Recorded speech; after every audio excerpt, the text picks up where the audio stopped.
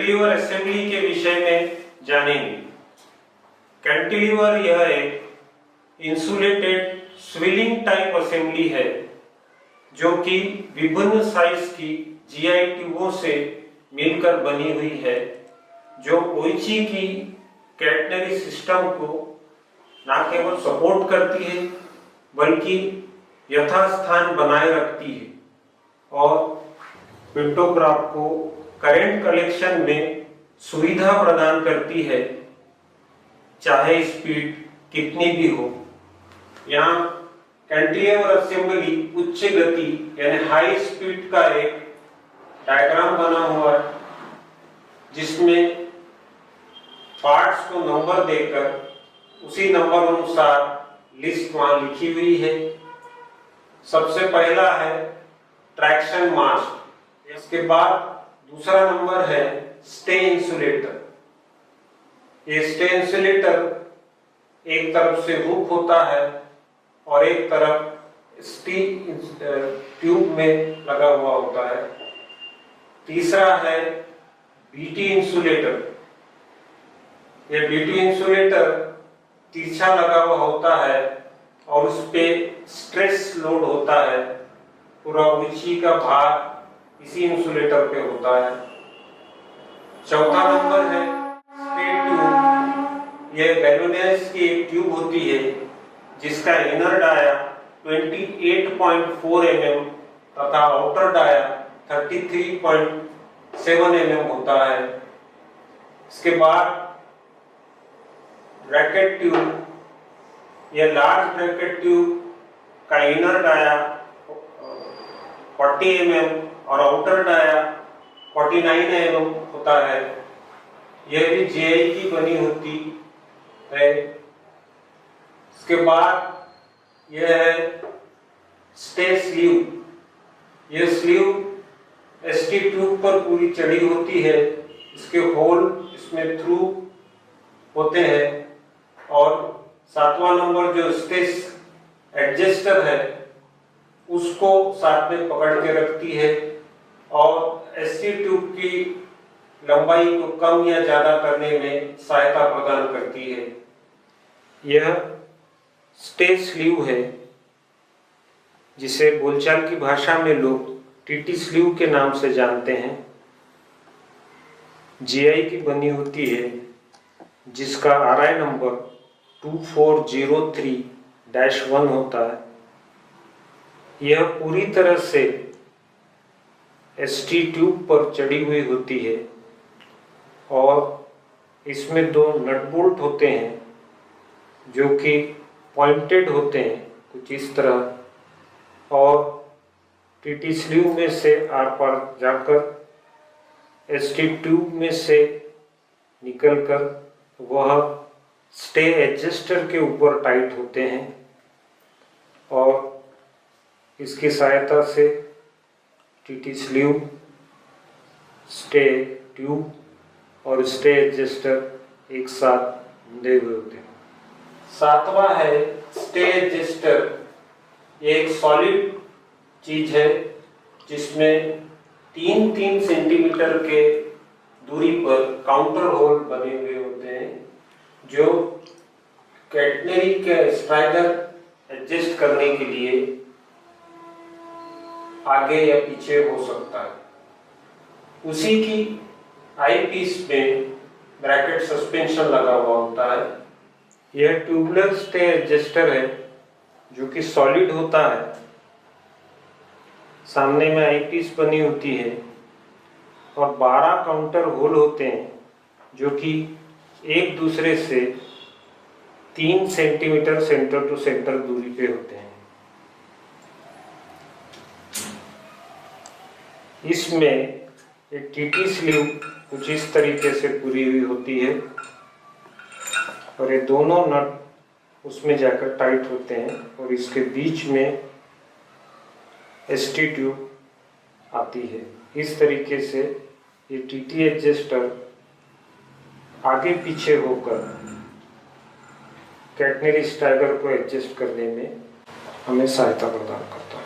फिर 8 नंबर आता है मास्ट अटैचमेंट फिटिंग और हुक इंसुलेटर।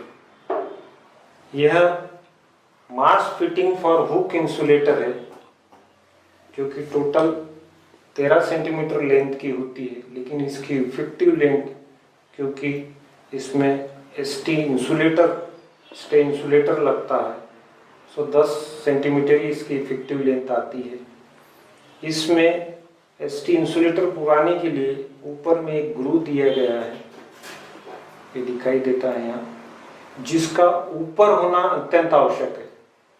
यदि ये ग्रू नीचे रह गया ऐसा, तो इंसुलेटर इसमें से निकलने की कोशिश कर सकता है, निकल सकता है। इसलिए जब भी इसको आप टाइट करो, ये ग्रू ऊपर होना अत्यंत आवश्यक है।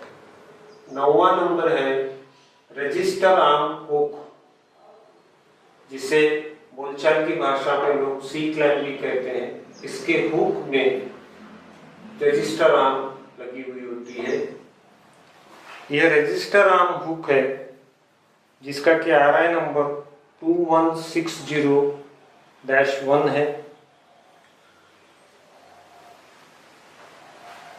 इसमें एक खास बात होती है जो मैं आपको इस खुले हुए पीस में बताना चाहता हूँ। ये इसका ऊपर का पीस है, जिसमें एक डिस्टेंस मेंटेन करने के लिए एक पॉइंट बनाया गया है। सो एक ही तरफ पॉइंट है, दूसरे तरफ प्लेन है। ऐसे ही नीचे के हिस्से में एक तरफ पॉइंट है और दूसरे तरफ प्लेन है। यदि आपने इसको असेंबल करते टाइम दोनों पॉइंट एक जगह कर दिया, सो एक जगह गैप मेंटेन हो जाएगी और दूसरे जगह ये चिपक जाएगी, और ऐसे पोजीशन में यह BT ट्यूब पे मजबूती से टाइट नहीं होगा। इसलिए हमेशा जब भी इस चीज़ को खोले या लगाए, असेंबल करें, तो ये ध्यान रखें कि ये दोनों पॉइंट एक दूसरे से विरुद्ध दिशा में हो, दोनों अलग हो। कुछ इस तरीके से आप टाइट करेंगे, सो यहाँ ये दोनों गैप जो है इक्वल रहेगी और ये मजबूती से BT ट्यूब पे टाइट होगा। 10 नंबर है ड्रॉप ब्रैकेट पार्ट। ये इसका करेक्ट टेक्निकल नेम है, जिसे अक्सर लोग बोलचाल की भाषा में L क्लैंप करके बोलते हैं। यह RT ट्यूब में एक नट की सहायता से कसा हुआ होता है, और जब हम स्टैगर एडजस्ट करना चाहते हैं तो इसे यूज करके आगे या पीछे करने से कॉन्टैक्ट वायर का स्टैगर एडजस्ट होता है।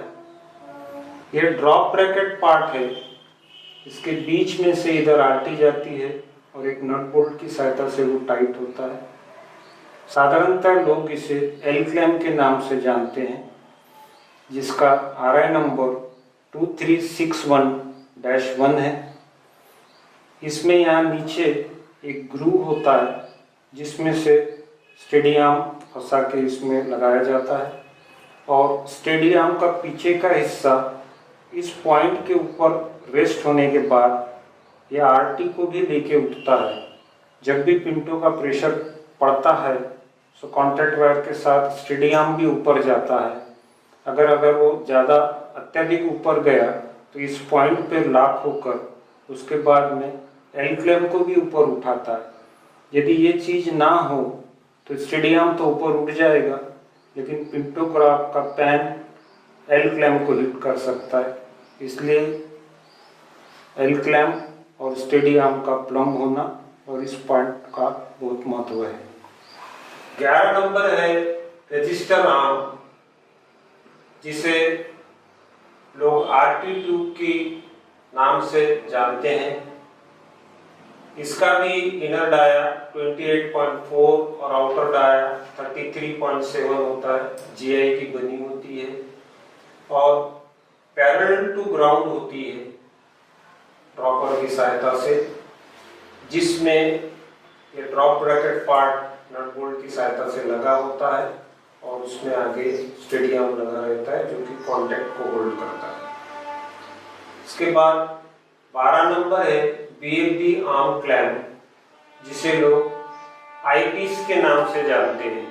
यह एक सॉलिड असेंबली है जो कि आरटी में पीछे रिवेट की सहायता से, एल्यूमिनियम रिवेट की सहायता से लगाई जाती है और वह आरटी को रजिस्टर आर्म रूप में बनाए हुए रखती है। 13 नंबर है एंटी-विंड क्लैंप। हवा के प्रेशर से अगर ब्रैकेट की कोई असेंबली स्विल होती है या उसमें कोई खराबी उत्पन्न ना हो, इसलिए एंटी-विंड क्लैंप को लगाया जाता है। यह एंटी-विंड क्लैंप है जो कि नीचे का बॉडी एल्यूमिनियम का होता है और ऊपर जीआई का होता है। यह नीचे का हिस्सा स्टेडी आर्म में फंसता है और इसके बीच में से आरटी ट्यूब जाती है। इसका आरआई नंबर 2550 होता है। 3 साइजेस में आता है और स्टेडी आर्म और आरटी को एक साथ बनाए रखता है।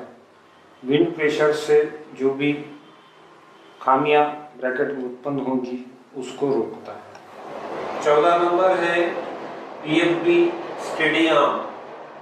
यह एल्यूमिनियम का बना हुआ एक आईपीस होता है जो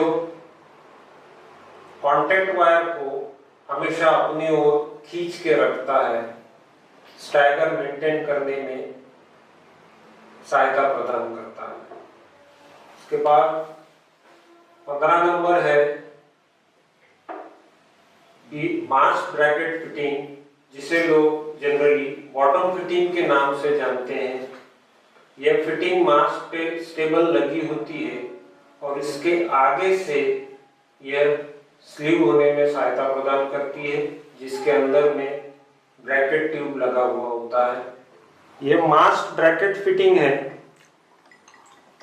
जो कि मास्ट पे टाइट होती है और इसका आरआई नंबर 3070 है और इस क्लीविस की सहायता से इसमें आगे में स्नैप पिन की सहायता से बीटी इंसुलेटर फंसा होता है और इस क्लीविस की सहायता से वो ऑक्सीलेट होता है टेम्परेचर वेरिएशन पे। इसके बाद 16 नंबर है स्टैगर। यहाँ आप जो लाइन वर्टिकल आपको दिखाई दे रही है, ये है ट्रैक सेंटर या कैटनरी का सेंटर। उससे 200 mm दूर कांटेक्ट वायर दिखाया गया है और इसे एस स्टैगर के नाम से जाना जाता है। यदि ये माइनस का ब्रैकेट है तो ये मास्क के तरफ ऐसा माइनस दिखेगा और अगर प्लस का ब्रैकेट है तो मास्क से दूर, ट्रैक सेंटर से 200 mm दूर कांटेक्ट वायर होगा। यह डॉटेड में जो डायग्राम दिखाया जा रहा है यह प्लस के ब्रैकेट का डायग्राम है। इसके बाद 17 नंबर है कैटनरी सस्पेंशन ब्रैकेट, जो यू बोल्ट की सहायता से बीटी ट्यूब में कसा हुआ होता है। इसके ऊपर एक हुक होता है जिसमें स्टे एडजस्टर फंसा हुआ होता है और इस तरीके से एसटी ट्यूब और बीटी ट्यूब आपस में एक दूसरे से बंधी होती है। यह लार्ज ब्रैकेट सस्पेंशन है जिसका आरआई नंबर 2130 है। ऊपर में एक हुक दिया होता है जिसमें स्टे एडजस्टर लगा होता है और नीचे में यहाँ पर कैटनरी सस्पेंशन लगा होता है और यू बोल्ट की सहायता से यह बीटी ट्यूब में टाइट किया हुआ होता है। इसी क्लैंप की मदद से एसटी ट्यूब और बीटी ट्यूब एक साथ जुड़ी हुई होती है। और ब्रैकेट सस्पेंशन के नीचे में 18 नंबर होता है सस्पेंशन क्लैंप, जिसमें यू बोल्ट की सहायता से कैटनरी वायर फंसा हुआ होता है और ऊंची का पूरा लोड ब्रैकेट पे इसी पॉइंट पे दिया हुआ होता है। कैटनरी ही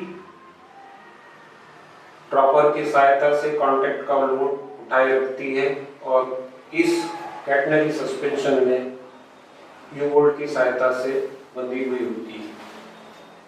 यह कैटनरी सस्पेंशन है कैटनरी सिंगल सस्पेंशन, इसमें दो स्टील के यू बोल्ट दिए हुए हैं जिनके बीच में से कैटनरी वायर जाता है और यह कैटनरी ब्रैकेट सस्पेंशन के नीचे में कुछ इस तरीके से लगा हुआ होता है जिसमें से कैटनरी पास होती है और ये कैटनरी का पूरा लोड कैंटिलीवर पे आता है। इसका RI नंबर 1160 है। इसके बाद 19 नंबर है, उसमें का कैटनरी वायर जो कि यू बोल्ट की सहायता से कैटनरी सस्पेंशन में फंसा होता है और कोची का पूरा लोड उठाए रखता है। 20 नंबर है रजिस्टर आर्म ड्रॉपर।